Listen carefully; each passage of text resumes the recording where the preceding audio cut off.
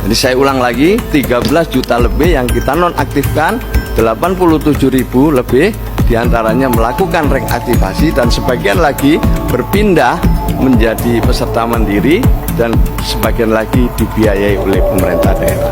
Ini sedikit gambaran tentang peserta yang kita nonaktifkan. Namanya Dalimin Desil 10.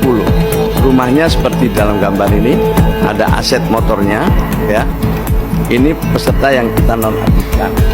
Kemudian ada Jamhuri Desil 7. Aset-aset rumahnya seperti ini. Nah, kemudian kita alihkan kemana? Jadi ini banyak yang menganggap kan kayaknya ini dikurangi. Tidak ada yang dikurangi, tapi direalokasi. Dia realokasi kemana? Misalnya ini ke Apendi Desil 1. Ini baru di Januari 2026. Kondisi rumahnya seperti ini. Ini adalah Monem Desil 1, penerima baru Januari 2026. Kondisi aset rumahnya seperti ini. Jadi ini adalah kita alihkan kepada mereka yang lebih memenuhi kriteria sesuai dengan alokasi yang kita miliki. Bapak Ibu sekalian yang saya hormati, terakhir ini sebagai catatan, yang pertama adalah upaya-upaya perbaikan dan percepatan.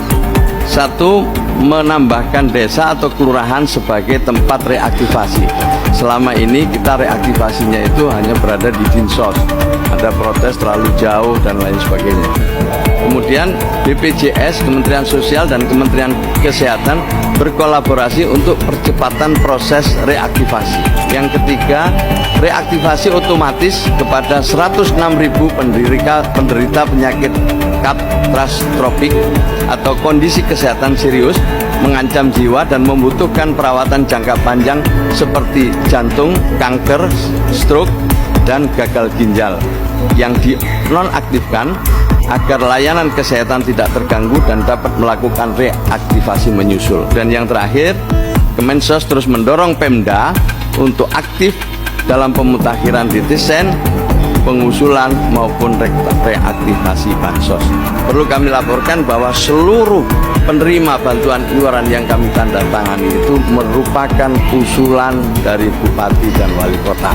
Kemudian kita verifikasi validasi ulang sesuai dengan alokasi yang ada. 87.000 lebih diantaranya melakukan reaktivasi dan sebagian lagi berpindah menjadi peserta mandiri dan sebagian lagi dibiayai oleh pemerintah daerah.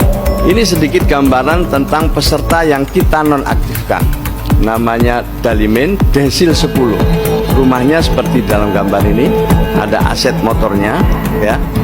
Ini peserta yang kita nonaktifkan. Kemudian ada Jamhuri Desil 7. Aset-aset rumahnya seperti ini. Nah, kemudian kita alihkan kemana? Jadi ini banyak yang menganggap kan kayaknya ini dikurangi. Tidak ada yang dikurangi, tapi direalokasi.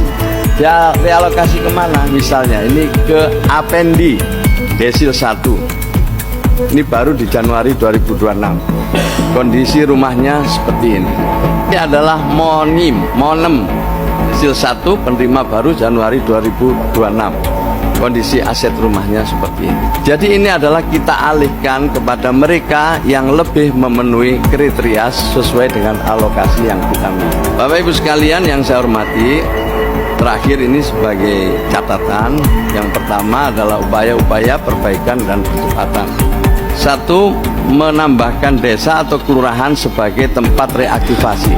Selama ini kita reaktivasinya itu hanya berada di Dinsos. Ada protes terlalu jauh dan lain sebagainya. Kemudian BPJS, Kementerian Sosial dan Kementerian Kesehatan berkolaborasi untuk percepatan proses reaktivasi.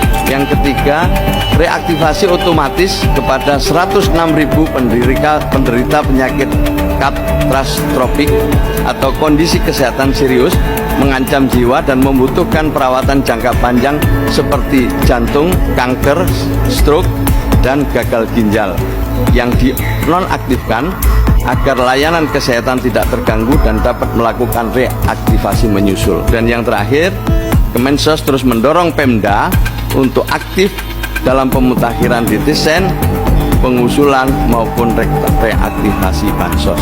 Perlu kami laporkan bahwa seluruh penerima bantuan iuran yang kami tanda tangani itu merupakan usulan dari Bupati dan Wali Kota. Kemudian kita verifikasi validasi ulang sesuai dengan alokasi yang ada.